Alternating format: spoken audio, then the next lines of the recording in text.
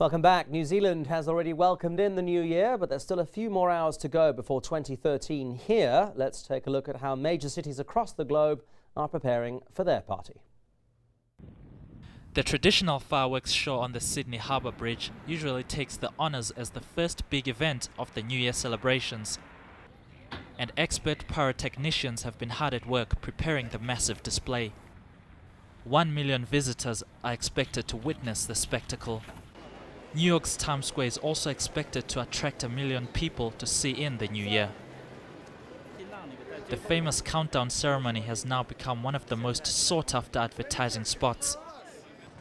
Advertisers pay around $4 million to rent a billboard in Times Square. There'll be over 100 million Americans watching and over 1 billion people across the globe watching Times Square New Year's Eve. And in Brazil, 4 stages are being erected across the 4-kilometer stretch of sand of Rio de Janeiro's famed beaches.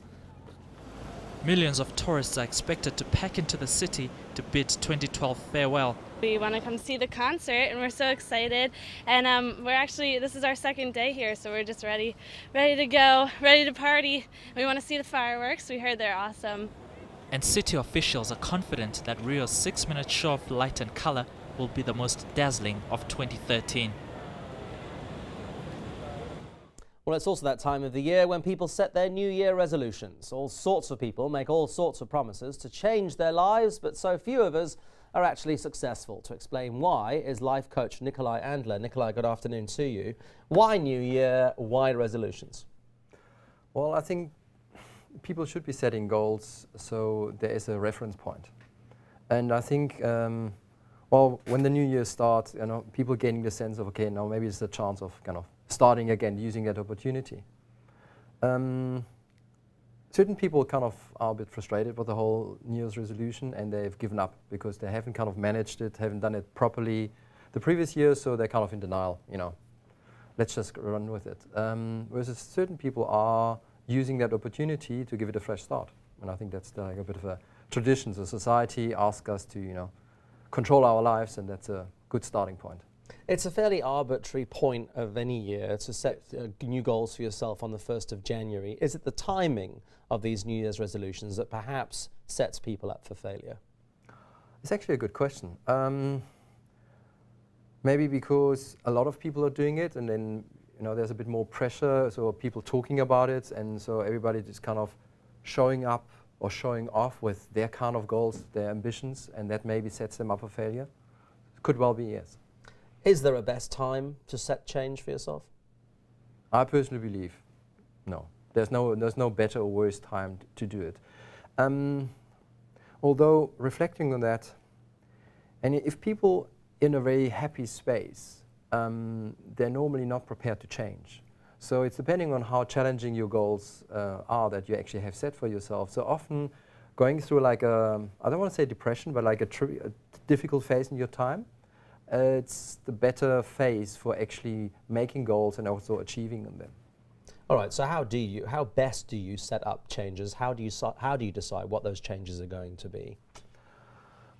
I would say, first of all, be honest with yourself.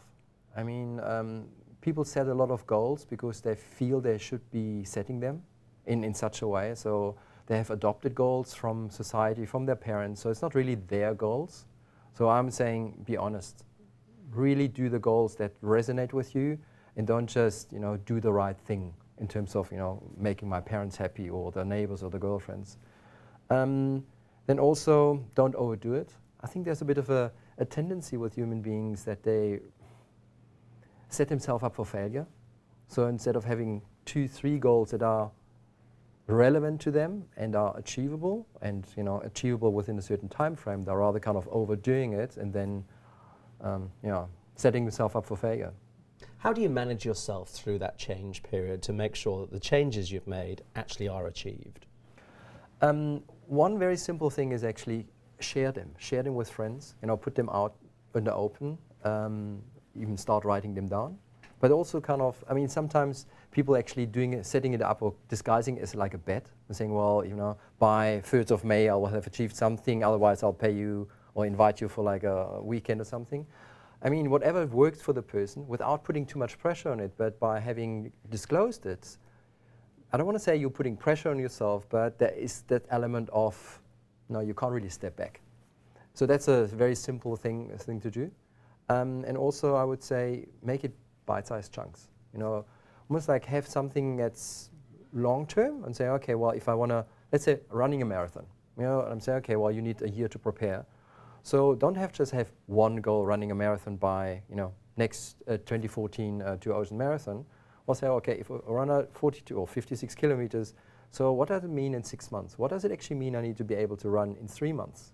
So actually break it down. So what is it actually I could do today, you know, buying running shoes, buying a running kit, by next week having joined the running club. So you're kind of breaking it down and making it more manageable.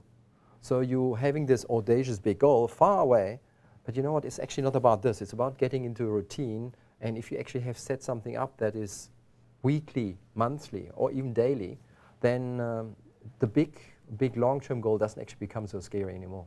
You talk about telling other people in order to put a bit of pressure on yourself to help achieve that goal. But I mean, having the support of family and friends is really important, isn't it? It is. It is and it isn't.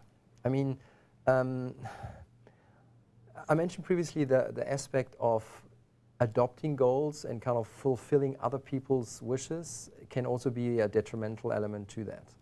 So are we setting goals to make our partners happy, but is that really our goal?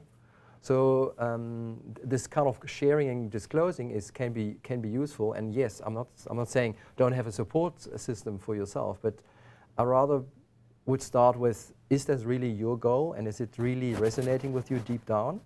If that's right, then all the support system can work. But if the support system almost has like a hidden agenda, and I'm not saying hidden agenda in terms of a malicious way, but almost like subconsciously, then it can actually backfire. It can actually steer in the wrong direction, and you kind of start to not like the support system because they're forcing you to continue with the goal that you committed to, but it shouldn't be your goal in the first place. Right, we're out of time, I'm afraid, but I'm sure you're going to get a lot busier in the new year as people need some help realising their resolutions. Thanks for coming in this afternoon. Thank you.